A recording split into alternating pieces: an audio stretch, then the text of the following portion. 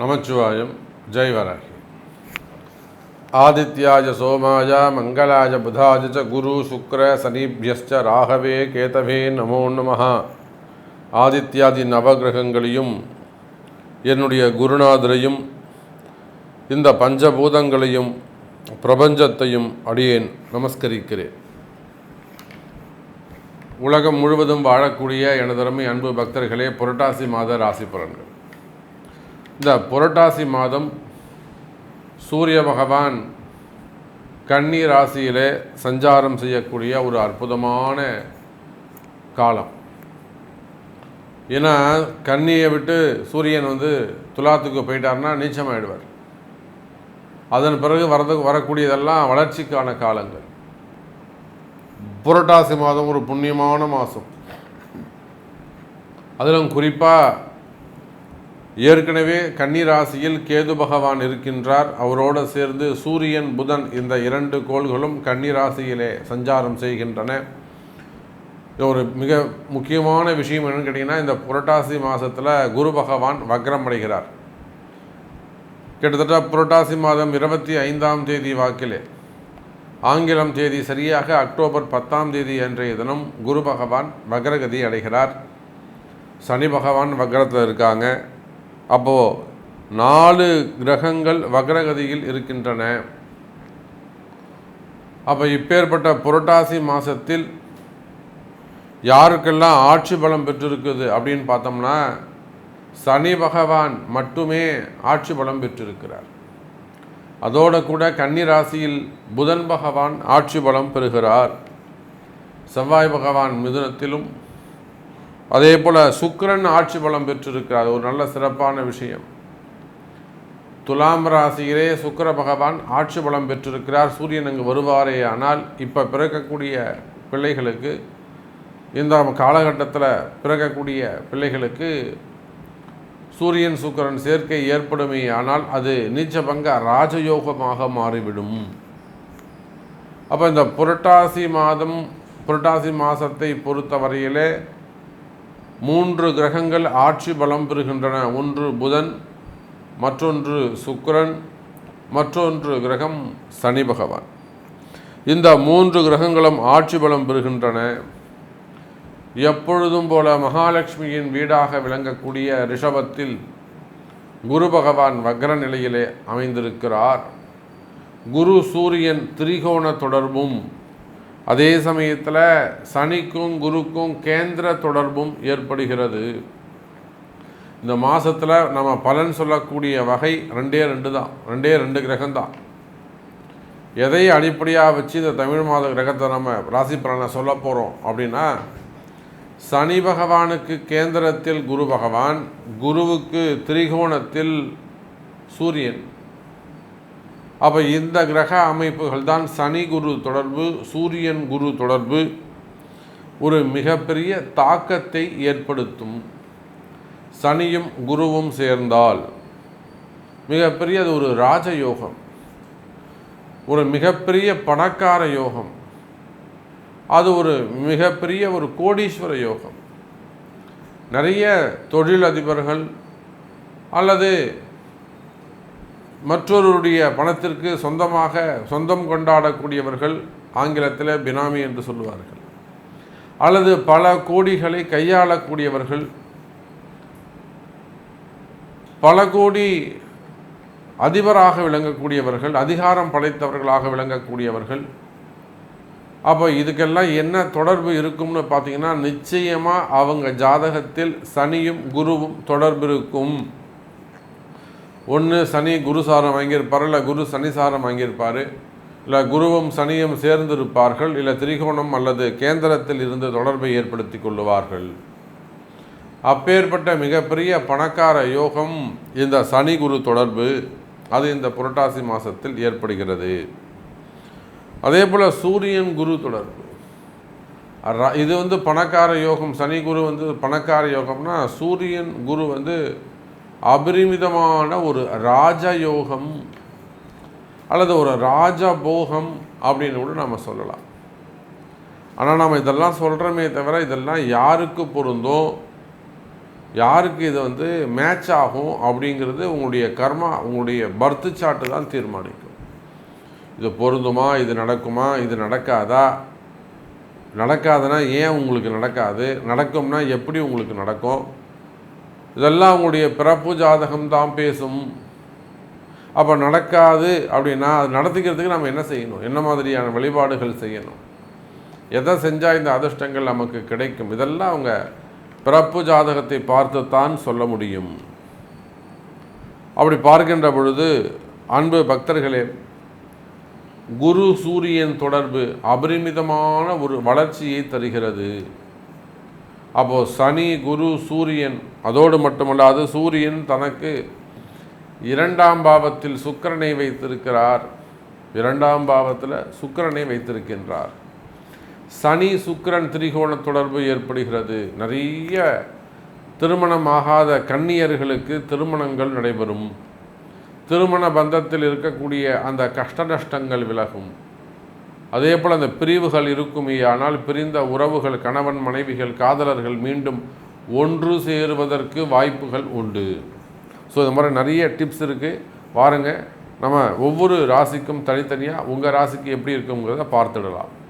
அன்பார்ந்த ரிஷப ராசி நேயர்களே, இந்த புரட்டாசி மாதம் ரிஷபராசிக்கு ஒரு அற்புதமான மாதமாக அமைகிறது. காரணம் என்னென்னா, உங்கள் ராசியில் இருக்கக்கூடிய குரு பகவான் இந்த புரட்டாசி 25ஆம் தேதி வாக்கில் நியர்பை உங்களுக்கு வக்ரகதி அடைகிறார். பொதுவாக ராசியில் குரு இருப்பது அவ்வளோ சிறப்பு அல்ல. குருவை பொறுத்தவரையில் இருக்கும் இடம் பாழாகும், சனிக்கு பார்க்கும் இடம் பாழாகும். அப்புறம் என்ன அர்த்தங்க, சனி இருக்கும் இடம் சிறப்பாக இருக்கும்னு அர்த்தம், தூய்மையாக வச்சுப்பாருன்னு அர்த்தம், நேர்மையாக வச்சுப்பாருன்னு அர்த்தம். அப்படி பார்க்கின்ற பொழுது ரிஷபராசி நேயர்களே, இந்த மாதம் அதி அற்புதமான ஒரு மாதமாக, ஒரு வளர்ச்சிக்கான மாதமாக உங்களுக்கு அமைகிறது. இன்னும் சொல்ல வேண்டும் என்று சொன்னால், ரிஷபராசி நேயர்களே, ராசிக்கு 5ஆம் இடத்தில் இருக்கக்கூடிய சூரியன், நான் இப்போ தான் இந்த குரு சூரியன் தொடர்பையும் சனி குரு தொடர்பையும் ஒரு மிகைப்படுத்தி சொன்னேன். அப்போ நான் ஆரம்பத்தில் சொன்ன அந்த பொது பலன்கள் அனைத்தும் யாருக்கு பொருந்ததோ இல்லையோ, நிச்சயமாக நம்மளுடைய ரிஷபராசிக்கு அது பொருந்தும். ஏன்னா அந்த கிரக அமைப்புகள் உருவாகின்ற இடமே அந்த 3 இடங்கள் தான், ரிஷபம், கும்பம், கன்னி. அப்போ ரிஷபராசி நேயர்களே, அபரிமிதமான ஒரு தனயோகம், ஒரு பணயோகம் உங்களுக்கு உண்டு. ஏதோ ஒரு அபரிமிதமான ஒரு வளர்ச்சி, தன வளர்ச்சி உங்களை தேடி வருகிறது. ரொம்ப நாளாக எதிர்பார்த்து காத்திருக்கக்கூடிய பணங்காசுகள் வந்து சேரலாம். அது ஒரு அரியர்ஸ் பணமாக இருக்கலாம், அல்லது உங்களுக்கு கிடைக்க வேண்டிய இன்சென்டிவாக இருக்கலாம், பிஎஃப்பாக இருக்கலாம், அல்லது உங்கள் அம்மா வழியிலையோ அப்பா வழியிலையோ வந்து சேர வேண்டிய சொத்து பத்துக்களாக இருக்கலாம், அல்லது ஏதோ ஒரு மாமியார் வீட்டு சொத்தாக இருக்கலாம், மாமனார் வீட்டு சொத்தாக இருக்கலாம், அல்லது நீங்கள் கொடுத்த உதவி செஞ்சுருப்பீங்க மச்சானுக்கோ, அல்லது தாய் தந்தையருக்கோ, இல்லை மற்றவர்களுக்கோ, உடன் பிறந்தவர்களுக்கோ ஏதேனும் உதவிகள் செஞ்சுருக்கலாம். ஒரு 10 லட்ச ரூபா கொடுத்தா சாமி, நான் ஒரு 50 லட்ச ரூபா கொடுத்துருக்கேன், நான் ஒரு 20 லட்ச ரூபா கொடுத்துருக்கேன். அந்த மாதிரியான பணங்காசுகள் திரும்பலாம். அல்லது நீங்கள் தானே இன்வெஸ்ட்மெண்ட்ஸ் செஞ்சுருக்கலாம், ஷேர் மார்க்கெட்டு, ஸ்டாக் மார்க்கெட்டு, அதில் ஏதாவது போய்ட்டு முதலீடுகள் போட்டிருக்கலாம். அது மூலமாக உங்களுக்கு ஏதேனும் திரும்ப கிடைப்பதற்கான வாய்ப்புகள் உண்டு. அப்போது ஒரு பணவரவு, தனவரவு நிச்சயமாக இந்த மாதம் உங்களுக்கு உண்டு என்பதை உறுதிப்படுத்துகிறது புரட்டாசி மாதம் ரிஷபராசி நேயர்கள். அதே போல் ராஜாங்கத்தினாலே அதிகமான அனுகூலம் உண்டு. ராஜாங்கத்தினாலே, அரசாங்கத்தினால் ஏதேனும் ஒரு வகையில் ரிஷபராசிக்கு அதிக நல்ல பயன்கள் ஏற்பட போகின்றன. நீங்கள் ஏதாவது உங்கள் பிஸ்னஸ்க்காக ஒரு டெண்டர் பிஸ்னஸாக இருக்கலாம், அல்லது ஒரு ரோடு கான்ட்ராக்டாக இருக்கலாம், குவாரிகளாக இருக்கலாம், க்ரஷராக இருக்கலாம், பர்மிஷன்ஸ் கேட்டிருக்கலாம். நீங்கள் கவர்மெண்ட் ஆஃபீஸர்கிட்ட, அரசாங்கத்துக்கிட்ட இருந்து நீங்கள் ஏதேனும் ஒன்று எதிர்பார்த்துருக்கலாம். டெண்டர் பிஸ்னஸாக இருக்கலாம், அப்போ நீங்கள் ஏதோ ஒரு விஷயத்தை எதிர்பார்த்து காத்திருக்க தீர்ப்புகளாக இருக்கலாம், ஜட்ஜ்மெண்ட்டாக இருக்கலாம். புரியுதுங்களா? அப்போ எதிர்பார்த்து காத்திருக்கக்கூடிய ஒரு விஷயம் கைகூடக்கூடிய காலமாக இந்த மாதம் அமைகிறது. ஒரு நல்ல செய்தி உங்களை வந்து சேரும் ரிஷபராசி நேயர்களே. தொழில் அமைப்புகள் சிறப்பானதாக இருக்கும். தொழிலில் நல்ல முன்னேற்றங்கள் இருக்கும். ரிஷபராசி நேயர்களே, சார் நான் தொடர்ந்து பிஸ்னஸ் பண்ணிக்கிட்டு இருக்கேன், தொடர்ந்து தொழில் செய்கிறேன், கடுமையாக உழைக்கிறேன், ஆனால் எனக்கு வருமானமே இல்லை. எங்கள் வீட்டுக்காரர் காலையில் போனால் ராத்திரி தான் வர்றாரு, நல்லா கஷ்டப்படுறாரு, ஆனால் லாபம் இல்லை. இந்த மாதிரி எல்லாம் சொல்லக்கூடிய எனதருமை ரிஷபராசி நேயர்களே, நிச்சயமாக உங்களுக்கு வருமானங்கள் வந்து சேரும். நல்ல லாபம் கிடைக்கக்கூடிய மாதமாக அமைகிறது. உங்களுக்கு பிஸ்னஸ் சரியில்லையா, அல்லது ஒரு கம்பெனியோ நிறுவனமோ வச்சு நடத்துகிறீங்களா, அந்த இடம் சரியாக அமையலையா, இல்லை சேல்ஸ் ஆகலையா, இல்லை சேல்ஸ் ஆகிடுச்சு, ப்ரொடக்ஷன் ஆகிடுச்சு, உங்களுக்கு வர வேண்டிய பணங்காசுகள் வந்து சேரவில்லையா, கடன் சுமைகள் பிரச்சனையா? பொதுவாகவே ரிஷபராசி நேயர்களுக்கு கடன் சுமைகள் அதிகம்.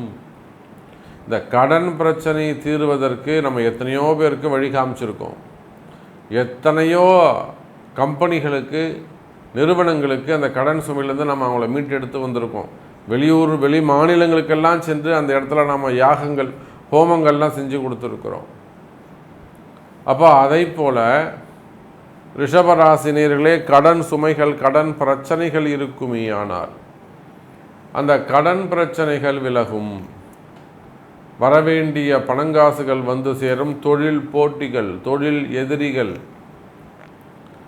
அல்லது அந்த பார்ட்னர்ஷிப்புக்குள்ளே வரக்கூடிய ப்ராப்ளம் இருக்குமே, ஆனால் அந்த பார்ட்னர்ஷிப் இருவருக்குள்ளே இருக்கக்கூடிய பிரச்சனைகள் இருக்குமே, ஆனால் அந்த பிரச்சனைகள் விலகும். ரிஷபராசி அன்பர்களே, குறிப்பாக குடும்பத்தில் மகிழ்ச்சி உண்டாகும். நிறைய குடும்பங்கள் இன்றைக்கி கஷ்டம். ரிஷபராசியில் அது காதலர்களாக இருக்கலாம், திருமணத்துக்கு முன்பான உறவுகளாக இருக்கலாம், எல்லை மீறிய அத்துமீறிய அதர்மமான உறவுகளாக இருக்கலாம், அல்லது குடும்ப வாழ்க்கையாக இருக்கலாம். குடும்ப வாழ்க்கையெல்லாம் எத்தனையோ வெளிநாடுகள்லாம் பார்த்திங்கன்னா நம்ம எவ்வளோ பரவாயில்ல, வெளிநாட்டிலேருந்து வரக்கூடிய ஃபோன் கால்ஸ் பார்த்திங்கன்னா நிறைய குடும்பங்கள் துன்பத்தில் தவிக்கின்றன. பிரிந்த உறவுகள் மீண்டும் ஒன்று சேரக்கூடிய மாதமாக அமைகிறது. ரிஷபராசி நேயர்களே, அப்படி ஏதேனும் உங்களுக்கு பிரிவுகள் இருக்குமே, ஆனால் என் வீட்டுக்காரர் என்கிட்ட பேசுகிறதில்ல, என்னுடைய மனைவி என்கிட்ட பேசுகிறதில்ல, கொஞ்சம் வெளியில் போயிட்டாங்க, தவறான உறவில் இருக்காங்க, இருந்தாலும் நான் ஏற்றுக்கிறேன், மன்னிக்கிறேன், அந்த மாதிரியான பிரச்சனைகள் இருக்குமே, ஆனால் குடும்ப உறவுகளிலே பிரச்சனைகள் இருக்குமே, ஆனால் அவர் தான் சாமி எனக்கு வேணும், எனக்கு அவர் தான் வேணும், எனக்கு அந்த பொண்ணு தான் வேணும், இந்த மாதிரியான தொடர்புகள் கேள்விகள் இருக்குமே, ஆனால் அதெல்லாம் நினச்சது நடக்கக்கூடிய மாதமாக அமைகிறது. அதில் ஏதேனும் பிரச்சனை இருக்குது, செய்வினை கோளாறுகள் இருக்குன்னா நிச்சயமாக அதுக்கெல்லாம் நம்முடைய அன்னை வாராகி இருக்கின்றால், வாராகி பூஜையால் அதை சரி பண்ண முடியும். அப்போது பிரிந்த உறவுகள் மீண்டும் ஒன்று சேருவதற்கு வாய்ப்புகள் உண்டு. அதே போலத்தான் நோய் நொடிகள், நிறைய ரிஷபராசி அன்பர்களுக்கு நோய் நொடிகள், ஒரு மனசில் ஒரு பயம், தேவையில்லாத மன பயம். நிச்சயமாக ரிஷபராசி நேயர்களே, மன பயம் விலகும். ஆஸ்பத்திரி போகிறேன் சாமி, நான் ஆஸ்பத்திரியில் தொடர்ந்து செக் பண்ணுறேன், டாக்டரை கேட்டாக்கா ஒன்றுமே இல்லைன்னு சொல்கிறாங்க, ஆனாலும் பிரச்சனை உள்ளது, அந்த மாதிரியெல்லாம் சொல்லக்கூடிய ரிஷபராசி நேயர்களே, ஆயுள் ஆரோக்கியம் அதிகரிக்கும். கவலை வேண்டாம். நான் அடிபட்டு வீட்டில் படுத்துட்ருக்கேன், வேலைக்கு போகல, நான் அடிபட்டு வீட்டில் படுத்துட்ருக்கேன், 6 மாதமாக எனக்கு சம்பளம் கொடுக்குறாங்க, திரும்ப நான் வேலைக்கு போவேனா? இதெல்லாம் நிறைய கேள்விகள் வருது. எனக்கு நான் கீழே விழுந்துட்டு காலில் அடிபட்டு எடுத்து நான் ஆஸ்பத்திரியில் வேலை செஞ்சுக்கிட்டு இருக்கேன், ஸோ வெளிநாடுகளில் நான் ஒர்க் பண்ணிக்கிட்டு இருக்கேன், இல்லை உள்நாட்டில் வேலை செஞ்சுக்கிட்டு இருக்கேன். அப்போ இந்த மாதிரியெல்லாம் சொல்லக்கூடிய எனதருமை ரிஷபராசி நேயர்களே, மறைமுகமான பிரச்சனைகள், இதுக்கெல்லாம் என்ன காரணங்க? தொடர்ந்து ஒருத்தருக்கு அடிபடுது, அடுத்து நீங்கள் கீழே உளறீங்க, ஏதேனும் விபத்துக்கள் ஏற்படுதுன்னு சொன்னால், ஒன்று உங்களுக்கு இந்த இடதோஷம், குடியிருக்கிற வீடு சரியில்லாமல் இருக்கணும், இல்லை வேலை செய்கிற இடம் சரியில்லாமல் இருக்கணும், இல்லை போட்டி பொறாமைகள் இருக்கணும், இல்லை வம்பு தும்புகள் வழக்குகள் இருக்கணும், மெயினாக எதிரிகளுடைய தொந்தரவுகள் அதிகமாக இருக்கணும். அப்படி இல்லைனாக்கா செய்வினை கோளாறுகளாக இருக்க வேண்டும். அப்போ உடம்பு ரொம்ப முக்கியம், உயிர் ரொம்ப முக்கியம், ஆரோக்கியம் ரொம்ப முக்கியம்.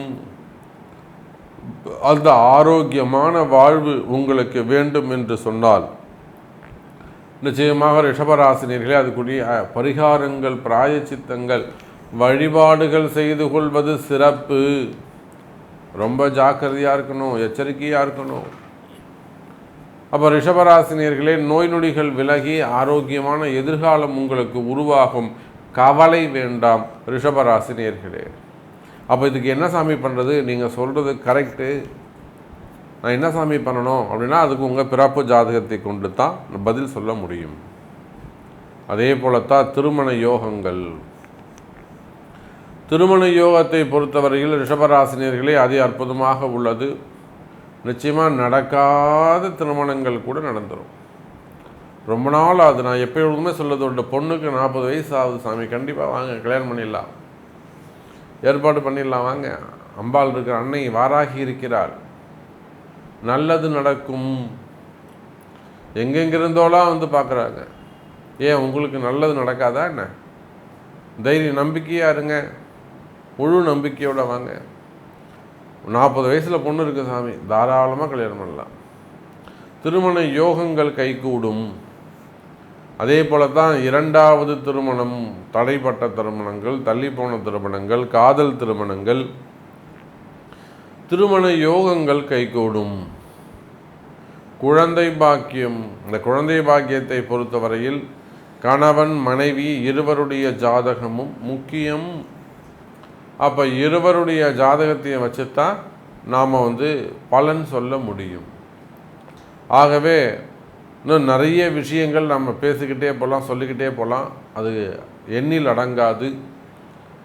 நேரம் காலம் கருதி ரிஷபராசி நேயர்களே, உங்களுடைய கேள்விகள் என்ன, உங்களுக்கு என்ன வேண்டும் அப்படிங்கிறத உங்களுடைய பிறப்பு ஜாதகத்தை கொண்டு தொடர்பு கொள்ளுங்கள். நல்ல தீர்வுகள் கிடைக்கும் என்பதை தெரிவித்துக்கொண்டு மீண்டும் வேறு அற்புதமான பதிவில் சந்திக்கிறேன். நன்றி, நமச்சிவாயம். ஜெய் வாராகி, ஜெய் ஜெய் வாராகி.